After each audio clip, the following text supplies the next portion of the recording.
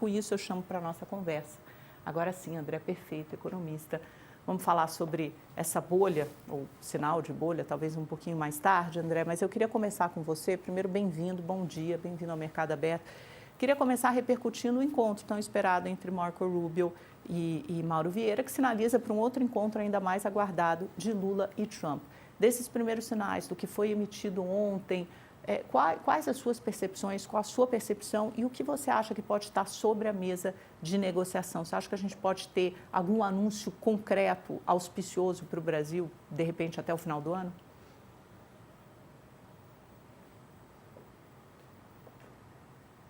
E está sem som. André, só liga, por favor. Acho que você desligou o seu mic. É normal, todo mundo faz isso, né? A gente levanta, bebe água, agora voltou. conversa. Voltou, tá certo. Estamos te ouvindo bem agora. Vai lá. Bem, bom dia, Amanda. Bem, prazer falar aqui com vocês. Olha, sobre o encontro do Marco Rubio com o Mauro Vieira, acho que a gente também não pode se empolgar muito. Por quê? Porque o conjunto de tarifas que foram feitas, adicionais de 10%, ou seja, aqueles 40% que vira o famoso 50%, tem duas coisas que já aconteceram. Primeiro, que muitos produtos já foram retirados dessa lista já desde o início, né? E os que sobraram vai ser objeto de muito debate ainda, né? O que é importante do que aconteceu, na minha opinião, é que aponta ou sugere que não vai ter nada mais adicional, né? Não vai ter um tipo de sanção extra, coisa do tipo. Especialmente, isso daí é bom para o Brasil, né? Na minha opinião, porque o presidente norte-americano está tentando restabelecer algum tipo de influência no continente. Tem que lembrar que na Venezuela ele deixou claro que está autorizando a CIA a fazer operações na Venezuela, sabe-se lá o que isso quer dizer, né? Desde tentativa de assassinato, não sei o que quer dizer isso, no final das contas, é uma medida bem drástica. E também o presidente norte-americano fez um conjunto de ajuda bastante generoso para a Argentina. Então você vê uma movimentação dos Estados Unidos no continente que é muito importante que o Brasil mantenha essa relação, vamos assim, mais cordial e com os canais diplomáticos abertos, né? O que foi muito importante, você colocou, Amanda, e eu concordo, a ideia de que você teve uma relação ali com o Marco Rubio que, em tese, é alguém mais ideológico, né? Mas ele conseguiu construir ali uma discussão aparentemente mais racional. E é isso que a gente precisa, né? A gente está num momento onde o continente latino-americano, como sempre, mas agora mais do que nunca, né, está passando por dois movimentos muito fortes. E é importante que o Brasil mantenha a sua autoridade e protagonismo na região. É muito interessante essa sua percepção, né? Porque se a gente juntar com as outras peças do quebra-cabeça, esse fechamento, esse cerco mesmo em relação à Venezuela, a ameaça à Venezuela, que sempre foi um aliado, né? Lógico que o Lula se mantém mais distante depois dessa eleição nitidamente fraudada do Maduro, né? Essa concepção de que a Venezuela é verdadeiramente uma ditadura, mas existe, sempre houve uma aliança, uma coisa aí tácita agora, talvez entre os dois países. Então você acha que o que mudou, na verdade, foi o ponto de partida, o ponto de chegada ainda não dá para saber. Pelo menos essa questão voltou, essa discussão, esse debate voltou para a seara racional, mas ainda não é possível admitir, dizer que isso vai render algum benefício concreto para o Brasil. Pelo que eu estou entendendo, você não vê, por exemplo, a reversão no curto prazo da tarifa de 40%, desse adicional de 40%. Você vê, por exemplo, a exclusão, talvez, de alguns setores, carne, café, que representem um fardo maior para o consumidor americano em termos de preço, inflação? Eu acho que esse ponto é o principal, né? Não é que vai melhorar muito mais as questões. Vamos tentar resgatar aqui uma questão. O Trump, por mais que pareça muito, vamos dizer assim, aleatório ou errático, né, as coisas que ele faz, existe um motivo para eles fazerem esse tarifaço. Qual que é o motivo? Eles estão rodando déficit em transação corrente. Então eles precisam resolver isso. Eles precisam. Isso quer dizer o seguinte, eles vão ter que importar menos do mundo. Esse é o ponto. Né? Agora, esse jogo vai entrar no detalhe. E aí a gente tem que, vamos dizer, ter um pouco mais de, não vou dizer orgulho ou nacionalismo nosso, né? Não sei se é desses termos que a gente tem que falar, mas ele tem que lembrar que o Brasil é uma peça muito importante para os Estados Unidos, seja em alguns produtos como café, que você colocou, que é algo absolutamente da cultura americana, isso já, né? e também outros temas, como terras raras. Então, assim, o Brasil tem um papel para jogar que é muito importante. E um dos papéis importantes que o Brasil tem, uma das cartas na manga que o Brasil tem, é que a gente é um país muito peculiar. O que é muito peculiar do Brasil? Nenhum país do mundo é BRICS e ocidental ao mesmo tempo. A gente está numa espécie de esquina do mundo, por assim dizer. Essa esquina permite para a gente um tipo de diálogo, um tipo de capacidade de negociar que outros países não têm. Então, assim, fico feliz que a diplomacia brasileira tenha avançado. O encontro do Lula com o Trump vai ser muito complicado. Eu não acho que vai ser um encontro simples. O Trump ele tem uma agenda que nitidamente é ideológica, mas não é só questão de ser ideológica. Eles entendem que o que está acontecendo com o presidente, o ex-presidente Bolsonaro, não foi correto. Isso daí tem a ver com a base dele. Então, assim, é um debate que vai ser difícil, mas estabelecida a discussão mais profissional entre os diplomatas, isso daí já avança bastante. Aí tem que lembrar o papel também do vice-presidente Geraldo Alckmin nisso tudo. Né? Eu acho que ele tem ainda uma missão a cumprir e parece que vai ser encaminhado de forma, se não, vamos dizer assim, conseguir tudo que a gente quer, mas olha só os temas que a gente pode lidar: terras raras, aliviar a questão da inflação e também a discussão no continente. Não é pouca coisa que está acontecendo, insisto, na América Latina esses últimos dias. Por onde você acha que dá para avançar nas terras raras? Porque a gente não tem uma política nacional ainda para esse setor. Isso está sendo construído. Aliás, o ministro de Minas e Energia quer instalar esse conselho especial, né, com a participação de vários atores, para avançar. Mas a gente sabe que isso leva tempo. A gente tem menos de um terço do nosso subsolo mapeado para saber onde estão. A gente está falando de nióbio, cobre, níquel, terras raras. A gente tem todos os minerais da tabela periódica, a gente não sabe exatamente onde eles estão, a gente não tem a tecnologia para o processamento, a gente não quer ser um mero exportador, a gente quer agregar valor. Isso as autoridades brasileiras, o próprio Lula já diz. Por onde dá para avançar num acordo nesse sentido com os americanos? Você tem ideia, André? Eu acho que dá para avançar no sentido da exploração e do refino disso. Né? Agora, sim, o fato de a gente não ter a tecnologia, isso é uma má e uma boa notícia. A má notícia é que seria muito bom se a gente tivesse toda a tecnologia para refinar, o que não é simples, porque a grande questão das terras raras, eu não sou um especialista na área, enfim, mas o que fica evidente é que o processo de refino é muito complicado. Então, se isso de um lado impede que a gente tenha já essa autonomia agora, por outro lado, permite esse diálogo. Você pode falar: americanos, olha o capital que a gente... Vocês não têm capital e tecnologia? Vamos criar aqui alguma coisa junto? Isso é ótimo, porque vai ter que ser feito no Brasil isso, né? Até o próprio refino. Né? O problema do refino de terras raras, entre outras coisas, é porque é muito poluente, é muito complexo, coisa que os chineses se especializaram. E está no cerne, né, Brasil, da discussão com a China, né, da briga Estados Unidos, o conflito Estados Unidos e China, o cerne são terras raras, quer dizer, é uma coisa que pode, de fato, interessar os americanos. Então, mas esse que é o jogo que o Brasil sempre fez, diga-se de passagem, Amanda, desde a Segunda Guerra Mundial, né? A gente sempre negociou com os dois lados É do isso. conflito, né? E trouxe para uma média. Na Segunda Guerra Mundial, os americanos levaram o Brasil entregando a CSN. Né? Não quero dizer que vai ter um conflito armado, propriamente, se vê que isso daí às vezes até dá um frio na espinha. Né?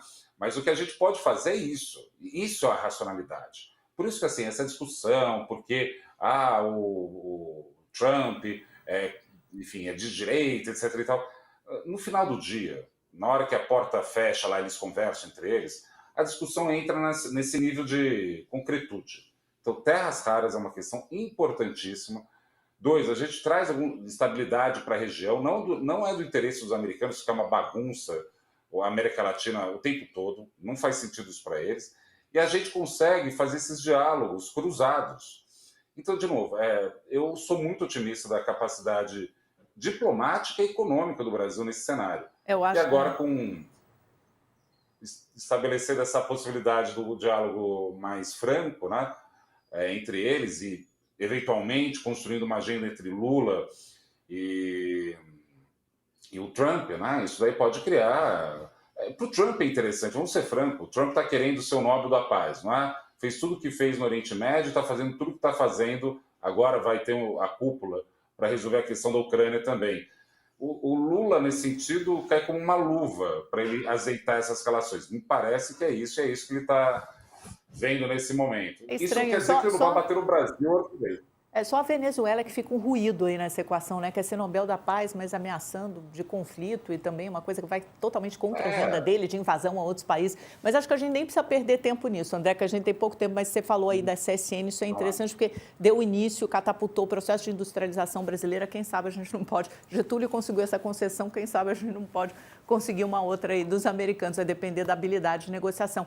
Agora eu quero puxar para outra questão nossa interna, porque a gente fala muito dessa relação com os americanos, mas talvez o que tenha mais efeito imediato na economia brasileira é a nossa crise fiscal. Houve uma derrota importante do governo, uma queda vai representar um rombo, né, entre queda de arrecadação e redução de despesa da ordem de 35 bilhões de reais no ano que vem. O governo ainda não conseguiu avançar numa solução para isso. Quando você olha para o buraco fiscal, para a crise, para o problema fiscal do Brasil, o que te vem à mente, André? Você está preocupado? Qual o seu grau de preocupação e por onde vai enveredar esse debate? eu acho que a gente está andando sobre gelo fino, né? O medo de rachar esse chão é gigantesco. Por que eu estou colocando isso? Não tem um problema fiscal no sentido dos números em si. Não quero dizer que a situação é tranquila, mas o problema central é o seguinte: o governo consegue conversar com a oposição e com o Congresso para construir alguma proposta que dê sentido econômico? Resposta: não. Se isso é verdade, isso impede tudo. Porque você pode ter uma solução do problema fiscal cortando gasto ou aumentando receita. Tanto faz, né? Do ponto de vista matemático, o resultado é esse. Né? Agora, eles estão conseguindo conversar em qualquer um dos sentidos? Não estão. E isso gera o problema. O que me está me deixando preocupado, muito, na verdade, é que é o seguinte: a discussão, por exemplo, de juros no Brasil. A gente teria bons motivos para começar a cortar a taxa de juros, mas o Banco Central está olhando a inflação esperada para 2027. E a inflação esperada em 2027 não tem a ver com dólar, não tem a ver com a inflação de curto prazo, não tem a ver com nada disso. Tem a ver com uma percepção fiscal. Então, a percepção fiscal hoje pior impede que os juros mais longos, ou a percepção de que os juros podem cair mais forte ao longo do ano. Se não cai os juros, isso começa a gerar todos os efeitos deletérios que a gente tem visto já. Então, assim, gerou um nó dentro do conjunto das expectativas com a questão fiscal. O Haddad tem um problema seríssimo nas mãos. Não adianta pedir para o Galípolo cortar, porque pode cortar e cortar de qualquer jeito, ele não vai fazer isso. Ele está olhando as expectativas. E nesse caso, eu acho que ele está certo, porque você tem que forçar o debate fiscal a acontecer para começar a entrar no debate 2026. Porque o próprio mercado já olhou e falou: opa, muito provável que o Lula ganhe. Eu confesso que no começo do ano até achava que o Lula não ia ganhar em 2026. Mas com essa reviravolta das tarifas, o Lula ganhou uma força gigantesca. Né? Então, assim, o fato do Lula ganhar coloca algumas questões para o mercado.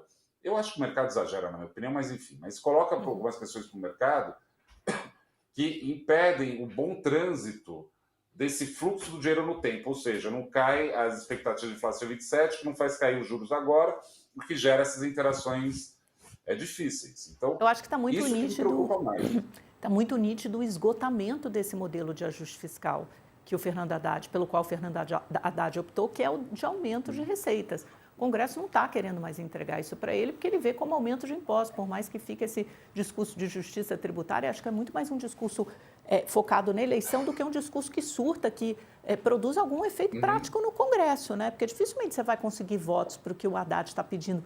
Que alternativas ele tem na sua visão, André? E para onde isso está levando, para onde isso está caminhando a discussão fiscal do Brasil, seja em 26 e obrigatoriamente em 2027? O que está sobre a mesa? O que vai ser preciso rever?